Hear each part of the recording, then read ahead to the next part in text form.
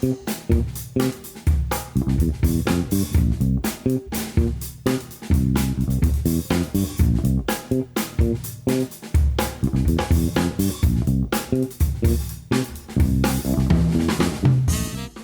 everyone. Welcome back to the Dan Nessel Show. I'm your host, Dan Nessel. Today, I'm going a little off topic and diving into something that, really is new to me. And it's an important topic area because so many of us and so many of you are in the middle of your careers or later in your careers. And, frankly, we're not getting any younger.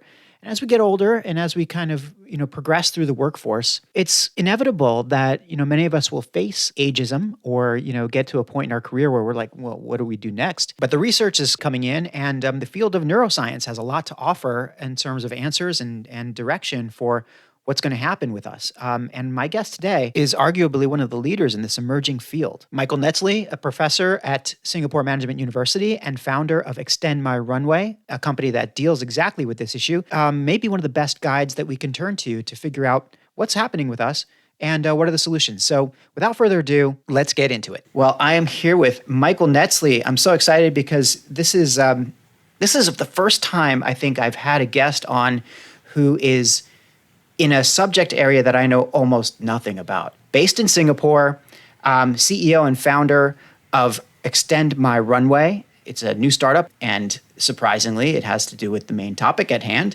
which is all about neuroscience and the workforce. And I am way oversimplifying that, but neuroscience is one of those things that pops in and out of my kind of radar, as a marketer and as a communicator. But that's the extent of neuroscience that I know. So here I am with Michael Netzley, who knows a thing or two about this. And I want to hand over to him and say, hi, Michael, welcome to the show. And it is a pleasure to be here, Dan. Thanks for having me on. And I guess I should say good evening for you. It's morning in Singapore. So. And maybe I should tell our listeners, you may recall I spoke with Raymond McConnell a couple of weeks ago all about intercultural communications, global communications, training across cultures. And Raymond, he's been a real door opener, and he has so kindly introduced me to some amazing people, primarily in Asia Pacific and in Singapore. And Michael here is one of those gentlemen who has this, a very solid career in being a global worker. During the course of our discussion today, I would really love to dig in, Michael, if that's okay with you, and about not only this whole idea of neuroscience, which like I said, is the cake underneath the icing, but I really want to talk about your expat experience, living abroad, crossing cultures, especially in academia, which is the area that you've been in for a long time before, starting your own firm, and then across executive coaching, across global training. I'm giving away too much here. So you're going to make my mother proud and my father skeptical. So tell us a little about how you got to Singapore. Well, I've only been in a single location for 18 years, twice in my life. The second one being here in Singapore, but the first one growing up just outside Troy, Ohio. So rural place with cornfields in the front and wheat fields in the back. And in some ways, the journey really began with graduate school, where I went, spent a decade in the Twin Cities, and did my doctorate at University of Minnesota, and was quite fortunate to be able to just simply switch schools and start teaching in the business school. But that's where it began. I got the bug. Somebody had recommended me for a teaching opportunity in Finland. So I signed up for that, and I said, "Let's Finland, January. That sounds perfect. That's easy compared to Minnesota. Let's go." And well, that is interesting. I'm sorry to interrupt, but you're talking about going from basically an iceberg to an iceberg. Exactly. But that just sort of unleashed everything. And to keep a long story short, I ended up spending multiple terms in Helsinki. I spent a full semester just outside Buenos Aires, Argentina, a full semester at Humboldt University in Berlin, multiple visits to Bled, Slovenia, and a full semester in Chuo University, Hachioji in Japan. But Singapore ended up becoming, I think quite accidentally, as Kyle would say, ended up becoming home for me, and again started a whole nother series of changes in my life that I never, ever could have anticipated. So tell us about that. You land in Singapore for an academic role, and to say that you've evolved into, an entrepreneur and a businessman is really underselling it. You sort of hit the ground in a sort of hybrid academic and entrepreneurial mode. Yeah, I had a rare opportunity as an academic, and that was to help build a new university. And that if you really think about what it means to be an academic, that is a rare opportunity. So when you're in an entrepreneurial environment that is yet also an academic institution, the modus operandi was, you have an idea, you have energy, let me get out of your way. And so I got an opportunity to do so many things that at a traditional university, I never would have been given the opportunity. I would have been put in an incredibly narrow bandwidth and said, go deep. Where here was really both a partner and the driving force behind the Teaching Excellence Initiative, laid the groundwork for case teaching here at the university, got involved in some copyright. How do you get an entire university to comply to copyright laws and be compliant? And executive development, and that ended up really being the sweet spot. But please, you had a question there. Because we keep talking about the university. It's Singapore Management University? Yes, Singapore Management University. So 15 years there. Also helped create the corporate communication program. Created Asia's first course in social media back in 2006. The first pod camp in all of Asia. The first Pechakucha in Singapore. So I just had all these great opportunities to do things, and until after about 10 years, nobody got in my way. It was just fun. Probably going to be the best job I've ever had in my life, and amazing people. But then, of course, bureaucracy sets in, and then the fun ends very, very quickly. But by that point, I'd already created Consultancy, was spending more time in executive development than classic administration roles. And so in many ways, I guess if you think about that story, you could probably see that the kernel for the enjoying the building things has always been there. It's just the context has given me different opportunities. You moved into executive development, and that's sort of where the Raymond story, I think, begins. Yeah. Well, actually, that begins over a long row of beers. There's no quicker way to cross a culture than a couple of beers. Well, but it is fascinating because during my long time in Japan, I spent a fair share of time at establishments wherein alcohol or like substances would be imbibed. And, you make connections, you talk to your fellow expats, business happens there. And it's not surprising that you would have connected with those folks there. But back to the idea of executive development. Yes. And, by the time that you were into executive development, you had already had a pretty strong, solid career in academia. You had essentially established the university, and you traveled all over the world. So when you started in executive development, was it initially a cross-cultural angle, or were you more pure into the whole idea of, coaching and help performance training and things like this? Well, I've always enjoyed, let's call it the performance training, or maybe another way of phrasing this is folks who have a genuine hunger to learn. Mm-hmm. And this may sound strange, but it probably took easily 5 to 6 years in Singapore, maybe 7, before I really got on a professional level the cross-cultural experience. So that's interesting. Yeah. You would think if you read the books, you're going to hit that cross-cultural wall right away. Actually, no. We have a joke. Singapore is Asia light. where Kuala Lumpur is Asia medium and Bangkok is Asia heavy. So I was in Asia light, which at that time, before the '08 financial crisis, would still look to the West as a bit of a beacon or a bit of a role model. That all changed completely in '08, completely. Now, during that time and in the early years of the university, they had to recruit students from abroad because the very best students in Singapore wanted to go to the two national universities or go abroad. So if you wanted to get that caliber of student, you would go to India, where there'd be hundreds of thousands of them, and say, come on over. And so, yes, there was a lot of cross-culture, but professionally, I didn't feel it because we had that common ground of let's learn together. Let's open this up and struggle with this and just see what comes out the other end. So I suppose the initial living experience was you're already kind of girded your loins sort of about, how to deal with that. So maybe on some level you didn't have to have too many issues on the kind of personal side of things, or did you?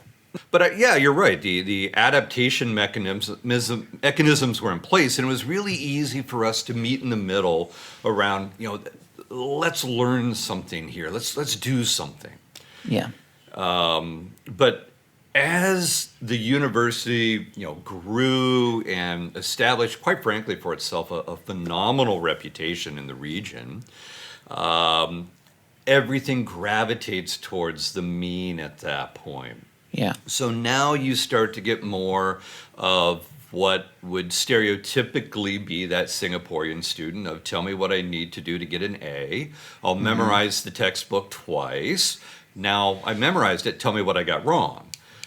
Okay, where's the journey? Where's the struggle in that? And so that's really, when that happened, that's what took me more in the direction of adult learning. Because you would get business people in saying, okay, here's my problem, help me. Okay, great, let's go struggle. That's what this is all about. Lecturing and multiple choice exams is not fun to me, but grappling with an issue, trying to create your own solution, which is really what learning is if you think about it. Once you get beyond that rote memorization, that's really what it is. That's so much more fun, and in the end, you feel like you have so much more impact when you can move into that, I guess, that style of work. And that's kind of where you start to think about how rewarding, your life is and how rewarding your job is when you're thinking about solving people's problems rather than checking off a list. Yeah. It sounds like the academic experience a lot is okay, I'm going to check off this list. Okay, students have to reach this point, they got to get to this point, they got to get to that point, and then they're out the door. But then you move into business and you're actually faced with real problems. So how did you make that transition, and what got you on the road to starting your own consultancy and becoming like an entrepreneur? Exact same story. The bureaucrats moved into adult development, and it wasn't fun anymore. Yeah. So I thought I'm going to get away from the bureaucracy. I'm going to get away from the amplified politics over small stakes, and naively went to a consultancy. What a fool I was. Don't get me wrong. In fact, one of the people I worked with, I to this day, I still refer to him as my mentor and have the utmost respect. But at the end of the day, the partnership model, I think, has a very strong capacity to not bring out the best in people. So that was fairly short-lived for me. Yeah. And then I started working with the consultancies, but as an independent on retainer. And that's when the really cool work started. And so, no lie, Dan, no lie. Yeah. I'm out running, I know you can't see it, but I'm out running around the reservoir. And all of a sudden, boom, it hits me. And it's this exact same pattern of, here's a really interesting opportunity to go build something. And I realized that at this stage in my life, I'm better off without that big bureaucratic structure around me. I'm better off as an independent. Two, not only am I aging, I'm in my 50s now, but the whole world is aging.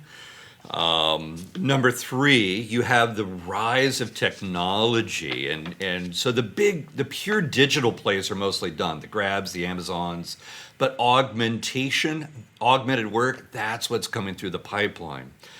But finally, I had just read a story about training of Navy SEALs. Okay, and the Navy SEALs needed to learn to speak Arabic. Now, classic training of the Navy SEAL would have taken 6 months before they could have gone into another country and conversationally functioned at the level they needed to. This organization was able to accomplish that in under 8 weeks.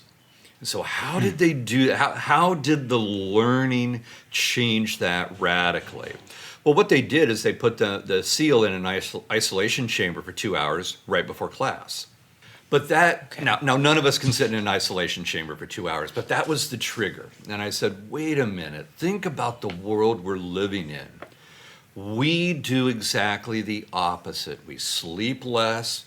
We multitask, we take on too much, we brag about accomplishing more with less, and I'm going to grit my way through a 9-day work week in only 5 days, and we do exactly the opposite of what this study found. So I started digging into the neuroresearch, the neuroscience, and that's where just everything, ding, ding, ding, ding, ding, ding, it all came together. I had that epiphany and said, all right, I'm going to start a neuroscience-based consultancy. I'm telling you, magic happens between kilometers 5 and 7. Well, I used to run. My knees have unfortunately sidelined me from that particular effort, and I can't say I'm too sad about that. I do other things now.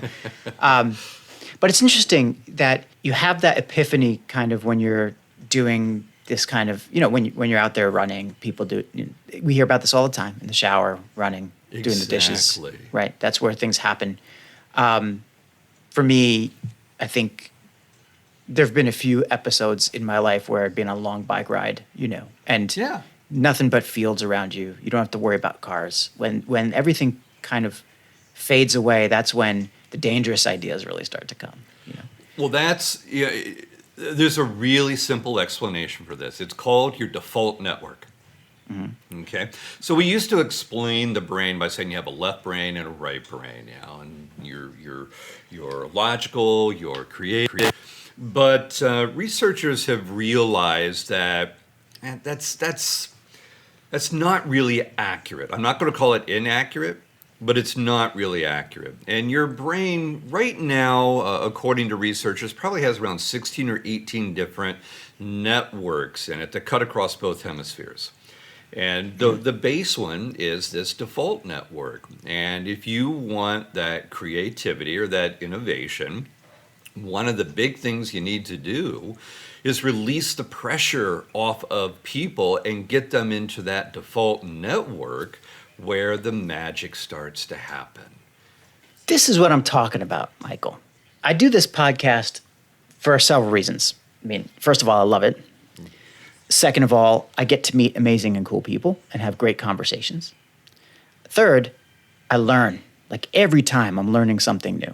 And here it is. We're just starting right now. We're scratching it open, and I'm seeing that. I'm picking on that scab right now, saying, "All right, this is where it gets really fascinating to me." So you're talking about the default network. Okay, I've never heard of this before. At least not in these terms. Is this similar to, I guess it's like law of attraction, where you notice a Honda on the road one day, and then thereafter you notice nothing but Hondas because up until that point you didn't notice any Hondas. Now you see one. Now everything's Honda, right? Actually, no, it sounds very different than that. It is. now that I'm kind of listening to myself talk. But that phenomenon that you're describing is important and has been talked about in many different ways over the years. A colleague, I'm now affiliated faculty with IMD Business School out of Switzerland, and we've got a colleague there, stunning gentleman by the name of George Kohlreiser. George refers to this as the mind's eye. What is it focused on? Now, you could also look at this as a primacy recency effect sort of thing. And if you picked up Kahneman's work, Daniel Kahneman, we could talk about that, the saliency and the recall. So there's many different explanations, but it all comes down to a core idea. The idea that we are functioning as rational, logical people who are making these logical decisions to optimize our circumstances in life, rubbish. It's a story we love to tell ourselves, but that's not how humans function. I was going to say that doesn't seem like anybody I know. Exactly. Yeah. But when we talk about it afterwards, that's exactly the rationalization we give. Well, but getting back now to the default network, because I so kindly derailed that with my stupid Honda discussion.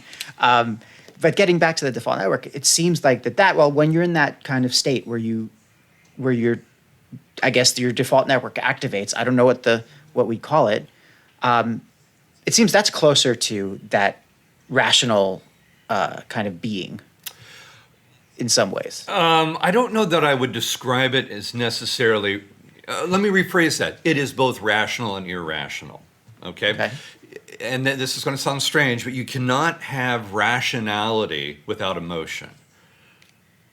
Okay, so I can buy that. You can't have dark without light, good without evil. Well, how do you judge risk without the emotion and the fear that you attach to the valuation of that risk? So it's both. It's both. What maybe the better way of getting at this is to say, how do you get people working around a purpose, energized yet free? So if you were going to think about how to apply this to the workplace, let's say design thinking, that we need to come. You're going to go out and you're going to do all those qualitative interviews, right? And you're going to begin with the beginner's mind, but you've got to be energized and free, because that's where all of those barriers in the brain are going to let go, open up, and as I like to say, the magic happens at that point. And that's where the default network... Exactly. The default network is superb for this.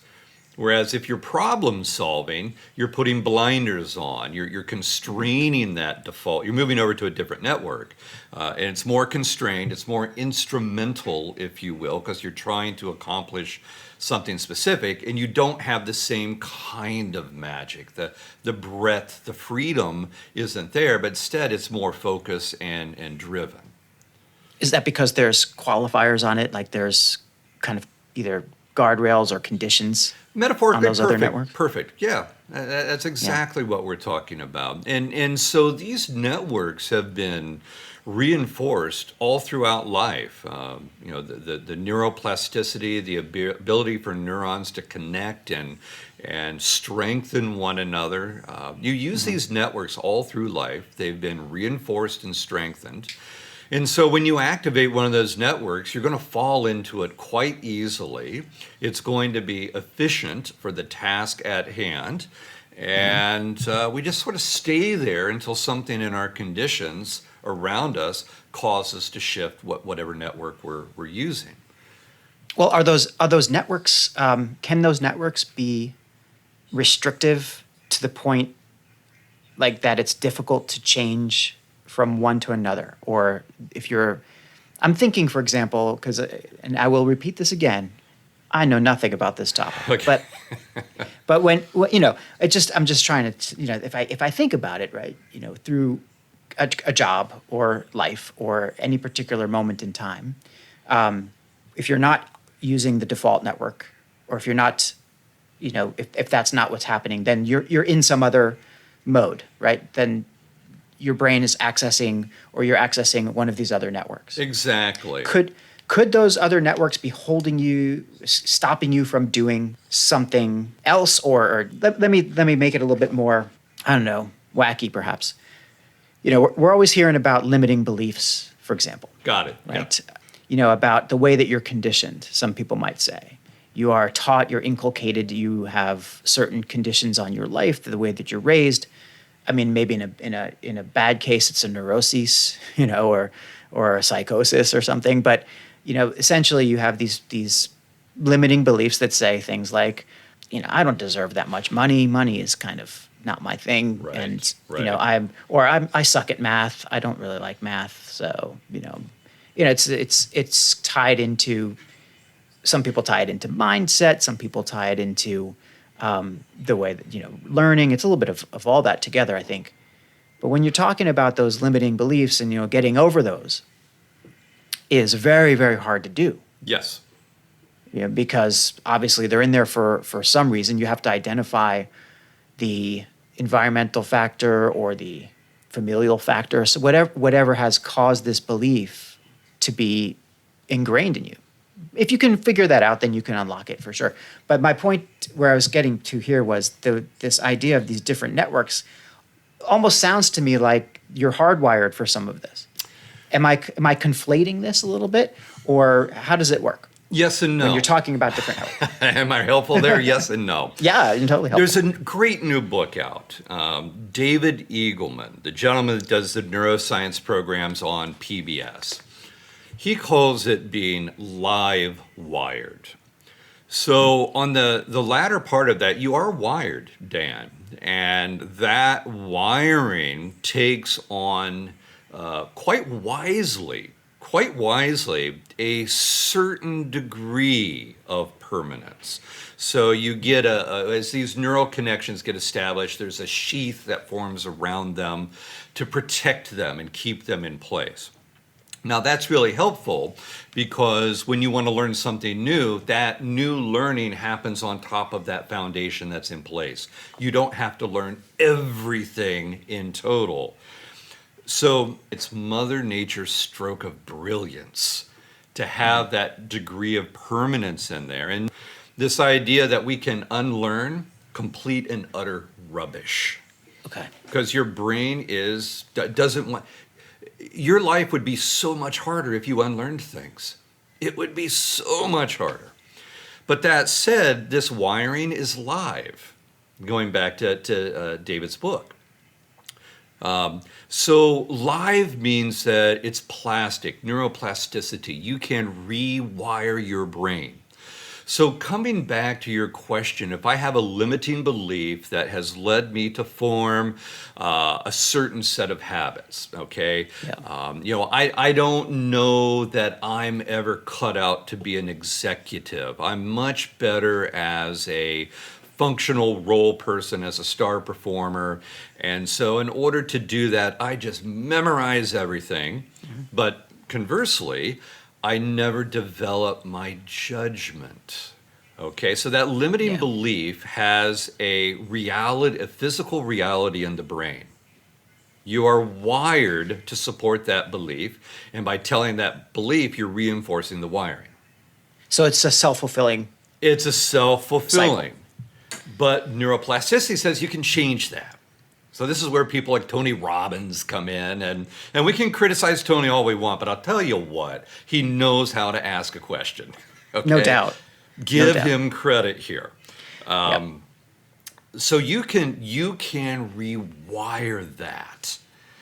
And this is the beauty of the brain, and this ultimately is one of the core ideas that brought me back to my startup. So let's say that I'm focused primarily on the aging workforce. So let's say 45 and above, okay?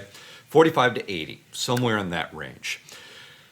You may have limiting beliefs. You maybe have performed your work a certain way for the last 20 years. You may have structured and organized your life in a certain way that up until this point has always served you well. But that past is not your future because the brain is live wired and you can teach yourself to do things differently. You can rewire your brain to do things differently. You can learn to use the default network more often to be innovative and creative and just think laterally. And so much more than that. I'm imagining, or I'm assuming, that there's techniques and there's things that you can do to make this happen. I don't think you can just say, I'm no longer going to think that way, I'm going to think a different way. Right. Now there's a lot behind that. And again, we can look at classic pedagogical theory, what instructors would use. And they're going to say repetition and intensity, for example. Well, yes, but repetition is to some degree necessary, but inadequate. Yeah. If I go back some years, in a single year, I took 16 strokes off my golf handicap. I will never be a competitive golfer. And I could put in all 10,000 hours, and even with the rate of progress I demonstrated, I will never be a competitive golfer. So it's not just the hours. So when we start looking at the neuroscience, this is where the more recent research, let's say the last 15 years, this is where amazing things come out. Questions like, well, if repetition is necessary, what's actually the magic ingredient? Or another question, well, I'm 50 years old and I'm set in my ways. You can't teach an old dog new trick. Yeah. Rubbish. Nonsense. Okay, complete nonsense. It's what trick are you trying to learn? That's the question. So in the last 15 years, scientists are completely rewriting what it means for us to be an aging employee. And again, I'm going to run that all the way up to 80. And if you're a miracle on Earth, you're going to go to 90. Yep. But it's also extending educational theory, with the idea that repetition is not enough. You've got to have relevance. Mm-hmm. That's the magic ingredient, because if you put those hours, those 10,000 hours, into something that is highly relevant to you, the outcome is going to be fundamentally different than putting in 10,000 hours. It's interesting. I keep saying the same thing, because it is. The idea of spending 10,000 hours repeating something that I'm not into, essentially, that is not relevant to me. I am absolutely confident, utterly 100% confident that I will learn whatever that is over those 10,000 hours to a degree. To a degree. Yeah. But I'm also confident that it's going to be painful, and it's going to be like, you mentioned neuroplasticity, where you can relearn or kind of redo your wiring in some ways. I get this kind of image in my head when you talk about that, thinking, well, if I had to spend 10,000 hours practicing my golf stroke, for example, that rewiring would look a lot more like scar tissue. Whereas, I'm not, and nothing gets golf. That's a great metaphor. It's a great metaphor. And there's going to be some permanence to it. It would be there, but it would be really yucky and gross and maybe not so flexible. Whereas if I spent 10,000 hours doing something that is far closer to my why, to my heart, to my purpose, then, sky's the limit, if there is a limit at all. And can I challenge that a little? Yeah, sure, please do. Yeah. Okay. Let's go back to the 10,000 hours and the scar tissue. Yeah, and by the way, we keep bringing up 10,000 hours. That's the Gladwellian kind That's of the Gladwell view. stuff, yeah. It's a convenient, well-understood example, yeah. Okay. Even if the neurons that allow you to swing a golf club and get a little bit better at it, even if they look like scar tissue, I would posit that 10,000 hours of learning something you don't want to learn, you are in other ways going to rewire the brain in ways that are beautiful and elegant. You're going to rewire your ability to minimize pain and distract yourself during those 10,000 hours, because that's what's going to be relevant to you. That is just a beautiful example of the growth mindset that Carol Dweck talks about in her book. In fact, I just walked right into that, didn't I? That's how somebody with the growth mindset would look at that. That it's the relevance. It's the relevance. It's the relevance. Yeah. That's a beautiful concept, and it brings up a chicken and egg type thing for me when I think about it. are people really great at something because they have a passion for it, or do they have a passion for it because they're really great at it? It sounds very much like there's no answer. It's a combination of all those things. Well, it's both in timing. It's both in timing.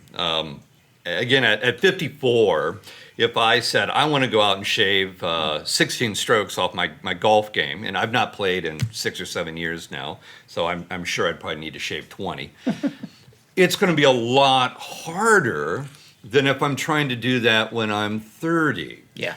Because the parts of the brain that remain plastic and changeable are fewer. Now there are still plenty, and as I'd love to share with you, there are some absolutely critical ones that come much, much later in life than you would ever guess. Mm-hmm. But if you have that passion, that relevance, and you put the hours in earlier in life, then the chances of you getting a much, much better outcome at the end of that investment are going to be higher. Yeah. But again, this is going to happen at different phases of life depending upon what it is you're trying to change. That brings up, actually, I want to kind of go back a little bit to talking about the different times of your life and the ages that you mentioned before, going from, you said, I think 50 to 80. And we neglected to talk about Extend My Runway and explain why you're so keenly interested in these age groups. We did talk about a little bit about the workforce, the aging workforce, but can you explain a little bit more about what you're doing with Extend My Runway?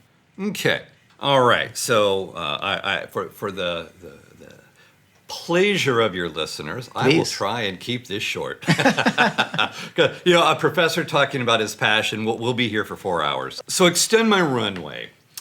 The idea here is that with an aging population, and the world has never seen an aging population before, and with that aging population, you're seeing more healthier years in the middle.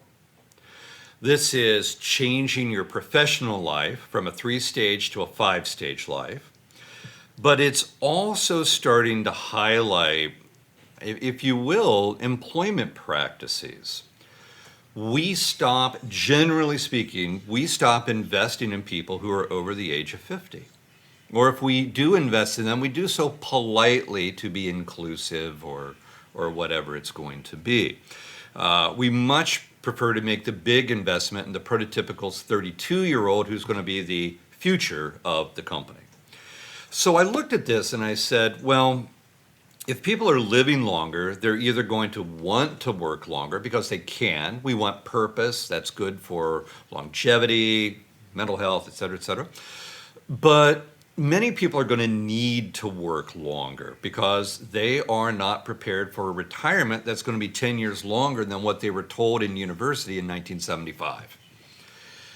So now you've got a problem, and it's a demand side problem. You have employers who don't want to invest in people who are seen to be past their prime, expensive, and in the way of that prototypical 32-year-old. So Extend My Runway wants to address this problem. How do we give employers a good reason, not just this, older folks bring wisdom, older folks could be creative too. No, let's give a legitimate reason for employing older workers that gives your company a competitive advantage of some sort. You are better because they are here and it's measurable. This is my goal. And this is where brain science, that run around the reservoir, where it all comes in. So here's a quick and dirty of what happens to your brain through life. There is no point in your life where all of your mental capabilities peak at the same time. There is no one peak in your life. So I've created what I call the peaks model, plural. And so just in terms of raw memory and recall, you're generally going to peak around the age of 18. Okay?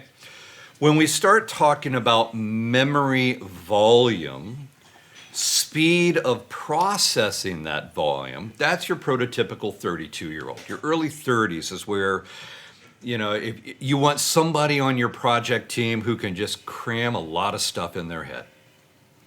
But here's where it gets interesting. After the age of 45, so for me this process began in my early 50s, and there's some brand new research saying this is about a 5-year transition. Mm-hmm. We go through stages as adults the same way we do as children. One of those important stages happens roughly between 45 and 55. And it's about a 5-year transition. And you shift from an external compass, and I'm a company person, or I'm a Democrat or Republican, or that external orientation, to an internal orientation. Your compass is now inside. And when you say when you say your compass, is this your identity? Is this your? It will shape your identity. It'll shape it. Absolutely, absolutely.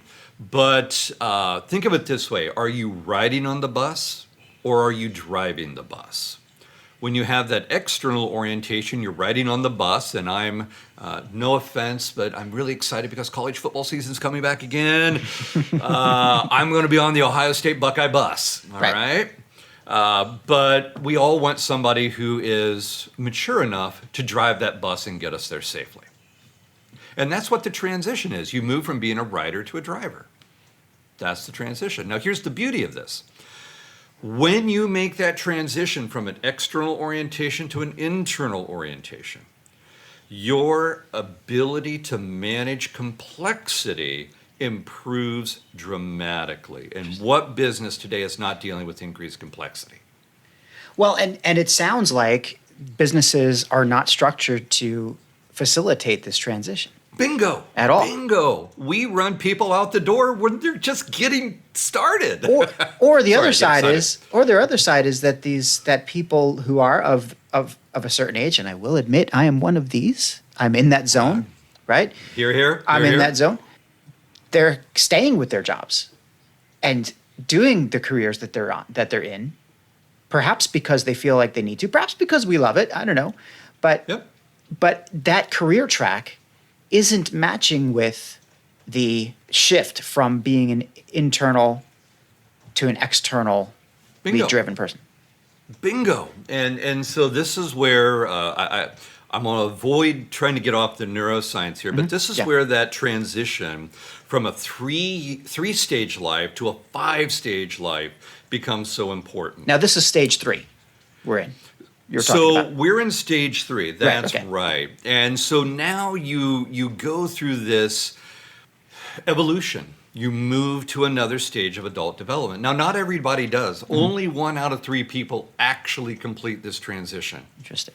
So part of what our startup is going to have to do is help companies identify who are those 1 out of 3. Those are the ones you want to invest in. Are there any differences based on biology? Like, are there any differences between men and women, or are there differences between developmental background? Like, for lack of a better word, a modern culture versus a developing culture?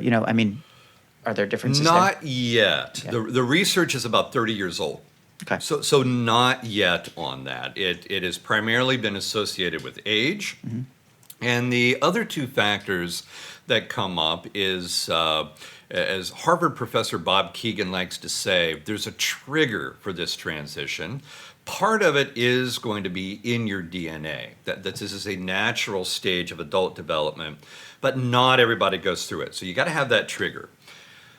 That trigger is usually finding yourself in a place where you're in over your head. You're drowning. An inflection point. You have to find a different way out, a crucible, if you will. It's so interesting to hear you say that, because I've been hearing a lot, I talk to people a lot about letting the universe speak to you and being open to what you're hearing around you. And this goes back to the Honda thing I mentioned, is like, okay, once somebody reveals something to you, then all of a sudden you're hearing this all over the place. And what you just said is very much in line with everything. With again and again, I hear this about being in the crucible, being at an inflection point, being at the edge of a new spiral. I forget the word, but this is happening. Yes. Right. This is really happening, and yes. I mean, I must have said this. I must have said this yesterday to somebody. It's like, you find yourself in this crucible now, and you're going to come out differently on the other side. Absolutely. You'll come out better. You'll come out better. For the 1 out of 3 that fully make it through, you will come out better. Is there a? And here's the good news. Oh, go ahead. I'm sorry. Go Is ahead. there a determining factor for that 1 out of 3? Is there something? Again, not yet. Okay. I think it is to a dramatic degree going to be driven by your context. If you're not in over your head, I don't yet see anybody making it through that transition. Now, there's a scholar at University of Chicago. I'm not even going to attempt to pronounce his name, but the gentleman who wrote the book about flow. He claims that you can get through these transitions in a state of flow. But with all the interviews that I'm doing with mid-career people, it is 100% of the time I found myself in a situation where either I was going to give up or I was going to change. There was no other choice. Yeah. And these are the ones that decided to change. Interesting. So there's probably some personality there. Yeah. Okay. Sorry, I didn't Now interrupt. it gets better. It gets better. Okay, It good. gets better. So imagine you buy your red sports car and you make it through your midlife crisis, which we are calling adult transition. When you get to your early 60s, you will, let me go back low. In your late 50s, you will then peak at strategic attention. The ability to filter out the distractions and look at only what matters. Now, that's fundamentally different than the 32-year-old who's going to memorize it all. At I hear you. 52, we're going this point right here. And so as a Harvard-style case professor, that's exactly what the case method is about. You got to pick the right item. So you peak at that in your late 50s. Then your early 60s, you peak at innovative cognition. That's right. You don't have to be 28, living on your parents' sofa, wearing a black t-shirt to be innovative. Your brain peaks at that in the early 60s. So the idea that you have a slew of underpaid flannel-wearing 20-somethings crammed into some, warehouse in Seattle, bouncing ping pong balls off of beer cans to create things. That's the way to do it. The notion that is the way to go is completely off base if what you really want is a single 60-year-old man or woman in a room let loose. Well, and there was a great study about a year and a half ago. It was professors from Wharton and Chicago looking at high growth startups and at what age were founders creating that high growth startup. It was sort of in that 45 to 48-year-old range as they're moving toward that peak of innovative cognition. So as they're going through that startup journey, they're moving toward it. Now, let's be fair here. The one thing that I absolutely do not want to do is play generational politics. Of course.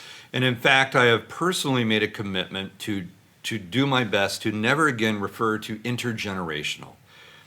The research shows that there are virtually no positive correlations between generational status and whatever performance outcome you're looking at. It's a useless term. So what I'm looking at here is neurodiversity. And so I would argue that one of the main reasons that startups or VCs want to invest in somebody who's 28 in a t-shirt and living on their parents' sofa, they're cheap. Yeah. Can you imagine a VC having to support me with 5 kids? College tuition, this is a number that no company wants to pay. So they're cheap and they're malleable at that age. And if you're a VC, that makes a lot of sense. Of course. Yeah. So now the story still gets better. Okay. I've got 2 more for you. All right. So now in your late 50s, you're hitting your peak at innovative cognition. In your early 60s, you peak at integrated reasoning. This is the granddaddy of all the platinum mental capability that integrates everything in your brain. So all of that integration only peaks when you're about 62 on average. Now at this point, we're saying, why haven't you retired yet? Well, you should be saying, how do I get more of you? And how do I get more out of you in this specific ability? But then, if we get to really the cutting edge of what researchers are looking at, because we've added approximately 30 years to longevity over the last century, another stage of adult development is showing itself. And this is called the self-transforming mind. So if that first transition in adult development was from being a company person who rides the bus to being the bus driver that says, here's how I want to navigate us. I want to solve this navigational problem. This third stage says, you know what? I'm going to rise above it all, and I'm going to look down on it as a game, and I'm going to study how the players and the parts move and interact. And I'll do my little tests and see what, if I do X, how do all the other parts respond? It's almost like systems thinking. But they have actually, rather than being a player in the game who follows or a player in the game who navigates their own sort, they're above the game looking down on it and studying it. Now that's your highest level of cognitive complexity. And while I don't know of any studies that verify this, I have to wonder how many of these people do in fact find their way to a C-suite simply because they can see things that others cannot see from that vantage point. Now I may be underestimating the political survival that's required to get to the C-suite. But as a researcher, that would be my question. Where are we going to find more of these people? Well, maybe they're entrepreneurs, late life entrepreneurs. I don't know. Well, it seems that the key skill, so to speak, there is connecting the dots and, Exactly. Seeing where those dots are. I think that there are more and more dot connectors out there now probably because the tools are available to identify them. I mean, I was thinking about this for a separate project. My dad was a salesperson. He's a salesman. Sold shampoo and conditioner and whatnot for Clairol hair brand, the old hair care company, which is I think now was part of Bristol Myers eventually. I don't know where it is now. But I just remember there were boxes of shampoo in my first floor closet as a kid, and we never wanted for any hair care products. I will tell you that in my family. But I would go out with my dad, and we would drop off a case of Herbal Essence over at the Schultz's Drugs around the corner, or we would pack up a couple of boxes in the car and head over to, some big pharmaceutical or some big drugstore chain in New York, and my dad would meet with some mucky mucks at the time. I was like 6 years old. I don't really remember exactly, but I do know that, in the end, it would result in handshakes, some shampoos, changing the table, and big contracts and lots of happy smiles. Yeah. But the point is that those days, right, that was the tools available to you. The tools available to you were a Rolodex with a bunch of business cards, your mind. You could only really understand how many people you meet based on, the number of meetings that you're having. But now, imagine my dad had these tools where he could just go back to the office and suddenly log into Salesforce. The connections are more and more visible. And then the dot connector, the person now has a lot more inputs to choose from, and then can indeed make many, many more connections than they would have ever had before. This terrible and fantastic thing called social media is, in many ways, a whole soup of dots that need to be connected. Yes. LinkedIn is built on this premise. The internet itself, the whole wider thing, just connects ideas and companies and concepts.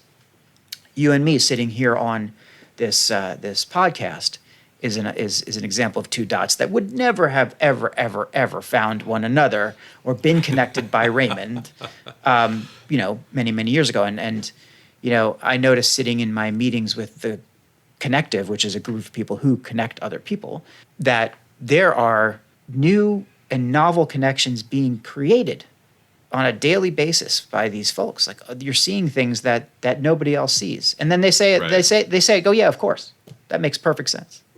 But yeah, Well, it makes sense that would be something that would be the peak now of cognition. Well, if we think about what you're describing, I hear an elegant metaphor. Wow. Because you're connecting the dots inside the organization. You have the entry-level folks who are basically doing grunt work. You've got the 30s who are doing volume work. And you go the other end of the spectrum, you put on that same neurodiverse team, people with this higher level innovative cognition. They can integrate things better. They can manage complexity better. In fact, there's a very interesting study that found neurodiverse teams that in terms of this age-based diversity, make decisions that are 2.5 times better than age homogeneous teams. But now you put this in the context of technology. People could very easily say, well, with work augmentation, I can still get rid of that expensive worker because machine learning will be able to make those connections for me. Yeah. And I hear that and I go, backwards. What a missed opportunity. What happens if you take a team that's 2.5 times better and then supercharge them with augmentation? How do you take great and make it greater rather than take great and make it cheaper? Yeah, because it never dawned on me that my father would be replaced by a Salesforce type of a situation. Yes. Where it went for me was that my dad would really be all over it, and then it would make him a far better performer and better contributor. This whole idea of neurodiverse teams working together to think about the knowledge transfer that happens from different stages and different peaks. People are at different peaks. I mean, if we get rid of this idea of intergenerational something or of labeling people by generation, and we just kind of think about where they are in this cognitive map. Right. What are you performing and what are you providing? Yes. That the connections or the ways that would function seem to be, well, I'm sort of enamored with it because I'm speaking with you now, and it's my synapses are firing, and I love it. I'd love to see where this goes. So we were just talking about the 5 peaks in your model. Now, yes. Extend My Runway. How are you going to take that neuroscience and implement it for your clients and for the workforce? What's your vision there? What we are doing, in fact, we just agreed to bring our minimum viable product to market in October with a global semiconductor manufacturer. And what we basically want to do is put our interventions into the organization. These interventions are designed to change behavior. Now, this is one of those things that where I personally vehemently disagree with folks who say you got to change your mindset first. Mm-hmm. No, change your behavior and the mindset will follow. So we'll put the interventions in, we shape the behaviors, and on the back end we're going to collect performance measurement data. So my plan is to spend the next 3 years A/B testing my way toward the best possible version of this product that gives employers a reason to retain aging workers. It's the right thing to do. Well, I mean, being on the cusp of that myself, and in the zone of what I'm thinking is that transition from being an internally focused person to an externally, or is it the other? No, from an external to from an internal. Yes. Internal to externally oriented compass, you switch to an internally oriented. Switching from external to internal. Thank you very much. Being in that phase myself, I believe, I'm keenly interested to see where I'm going with this, and I'm keenly interested to follow what you're doing too.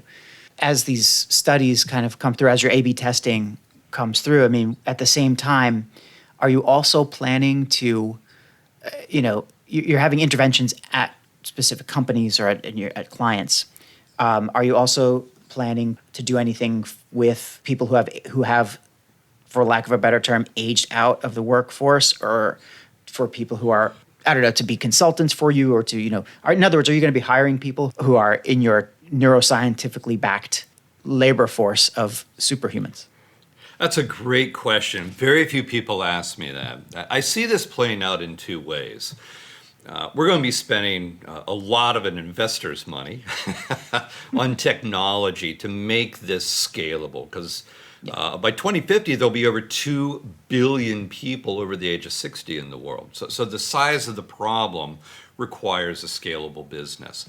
But as people go through that business, I absolutely want to bring back graduates, if you will, of this program, who can be peer mentors or could become coaches that are supporting along the way in the journey. Or, when we get it all built out with our platinum offering of a 4-month in-house bespoke program, even being able to bring them in as adjuncts in the delivery on this.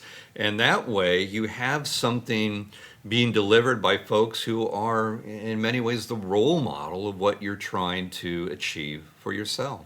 I mean, I know what you said earlier about consultancies, but you could easily build a consultancy out of this for yourself, for Extend My Runway, and how to implement this will be a challenge, I think, for a lot of firms. We spoke earlier previously about Japan, for example, and the aging workforce there it's not a future, it's a reality now. It is aged, yeah. And the same thing in many developed countries. To me, it sounds like you are really striking a very, very hot iron, and you've made me a fan, but I'm very curious to see how this is going to go. And before we go, I would like to know what I should be reading and what I should be looking at to learn more about this fascinating topic. Like, do you have any recommendations for the kind of not quite neuroscience for dummies, but next level up, people who are serious and want to really understand this world that we're now kind of going into? Do you have any recommendations?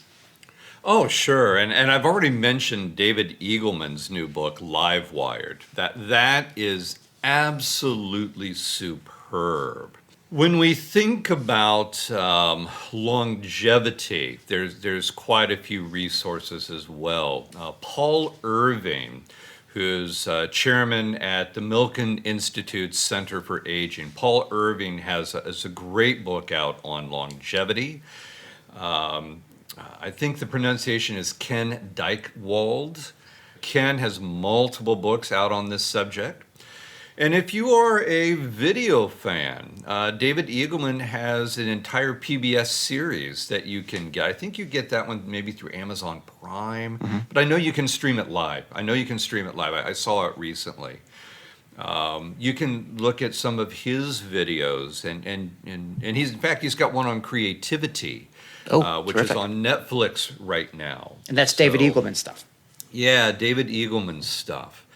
Absolutely. So there would be a few resources. And let me give you very, very important. Let me give you two more on longevity. Linda Groton and Andrew Scott at London Business School. In fact, for longevity, I would start here. Their first book was The 100-Year Life. This will explain to you why longevity is so important and how unprepared we are and why people are going to be working longer. And their new book is called The New Long Life, which talks more about how do you adapt to that longevity. So the 5-stage life, lifelong learning, so on and so forth. So maybe for longevity, for neuroscience, go with David Eagleman, and for longevity, go with Linda Groton and Andrew Scott. And then Paul Irving and Ken Dykewald, We'll call those your intermediate level readings. And that'll round out a really good introduction. You'll know the issue inside out just off of those resources right there. Well, I've got a big fat Kahneman book sitting there waiting for me to look at, which is Thinking Fast and Slow, which we talked about last time. I know it's a great book, but it's Kahneman. thick. He's an academic, absolutely. Yeah. Yeah, and I've got some Dan Heath to look at as well for There you go. Good, which would be good. fun. And look, this is, you may have started a little bit of a love affair here with neuroscience for me, and I'm going to tell my listeners to hold me to that, because it's a topic that I have on my wall here, a Post-it that just says, how did you get smarter today, this week, this month? I think I've filled my quota right now with this conversation, Michael, and I have a lot to digest. But I've loved this. I thank you so much for joining me. I think if people want to know more about Michael Netzley, of course, you can search for him on LinkedIn. His name will be spelled in the episode title, or you can look at extendmyrunway.com for more information about Extend My Runway, which to me sounds like an incredible venture. And otherwise, is there any place else that people need to look or find you, Michael, or are those two the main things? No, LinkedIn and the website, and of course, if you've not seen the Dan Nessel podcast, you'll be able to find me there as well. Thank you. Highly recommended. Wow, we're getting a little meta and circular there. I love it. But listen, this has been a real pleasure, and I know that I'm going to have you back again to when I get a little bit more knowledgeable about neuroscience, so I can actually hold. I mean, I think that we had a really great conversation, but I want to bring you on when I have a couple of really solid questions that I think only you're going to be able to answer for me. So until then, Michael, thank you so much for stopping by. I really appreciate it. Thank you. It's been an absolute pleasure.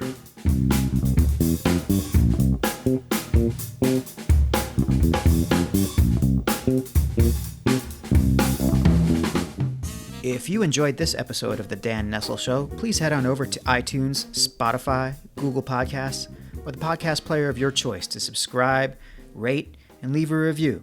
And please don't forget to spread the word. Thanks for listening.